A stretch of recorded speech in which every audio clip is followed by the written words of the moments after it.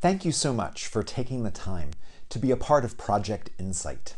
It's truly mind-boggling to think that my family and I arrived in Basking Ridge a decade ago. When the moving van pulled up and we began this new chapter of our lives here, our kids were just these little girls, and I had a full head of dark hair. My heart is very glad to have the privilege of serving as rector of St. Mark's.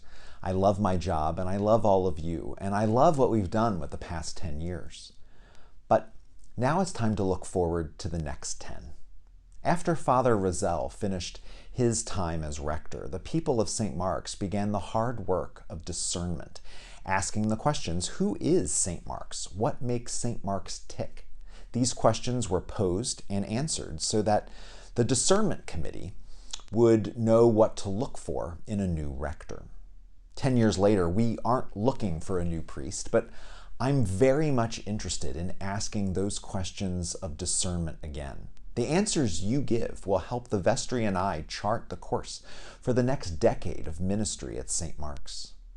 The format of these cottage meetings is kind of simple. I'll be posing questions or discussion starters, and then you can take all the time you need to discuss them. Feel free to tell stories, to dig deep, to laugh, and to say the hard thing if it needs said. The first question is a simple one that comes right out of the discernment process that St. Mark's initiated a decade ago. What makes St. Mark's St. Mark's? What makes up our core identity? What aspects of our personality, what ministries, what quirks make St. Mark's the kind of church you want to belong to? Is there anything that's important to you about St. Mark's that you feel we've lost sight of?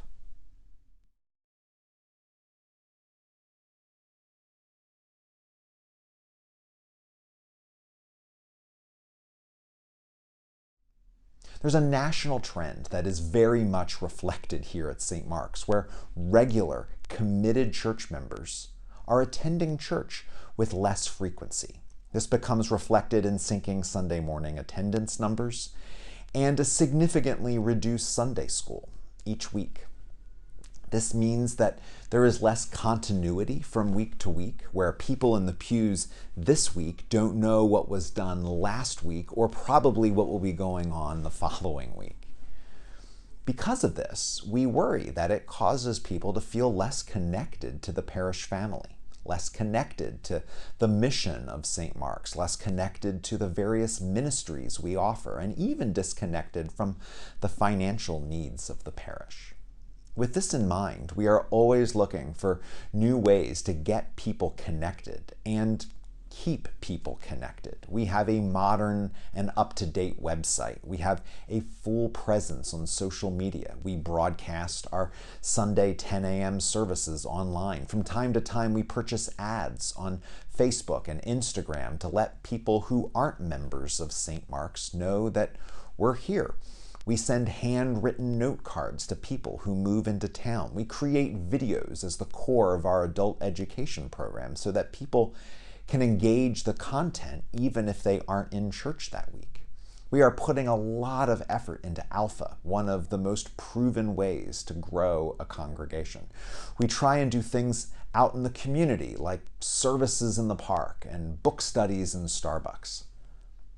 How do you think we could better meet the spiritual needs of the people today in the Somerset Hills? You might also want to discuss whether you think your Sunday attendance has changed in the last decade, and if so, why?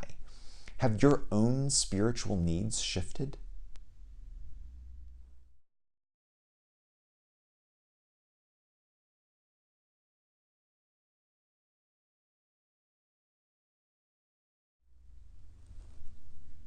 Over the past several years, we've sought input from parishioners about the Sunday service itself. In response to the feedback we've received, mostly on the 10 a.m. service, we've changed up the number of readings we do. We've changed up how we do the prayers of the people. We've expanded our repertoire of music. We've made some parts of the service more participatory. We've put a spotlight on our healing and prayer ministries. And we've tried and mostly succeeded in getting the 10 a.m. service consistently down to an hour. I have two questions here. What changes have worked for you and what haven't? That might be the easy one. The second question is, would you be willing to be less satisfied with our worship in order for us to change some things up, potentially, to attract new people who might be looking for something different than we currently offer?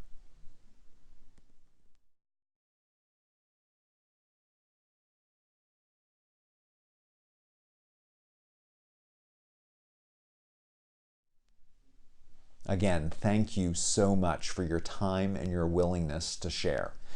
We are going to take your responses and the responses of the other groups that are meeting and sift through the wisdom of St. Mark's. The last question is, what do you dream St. Mark's could be in 10 years' time? What do you want St. Mark's to look like, to be like? How might we get from here to there? And what are you willing to do to make those dreams a reality?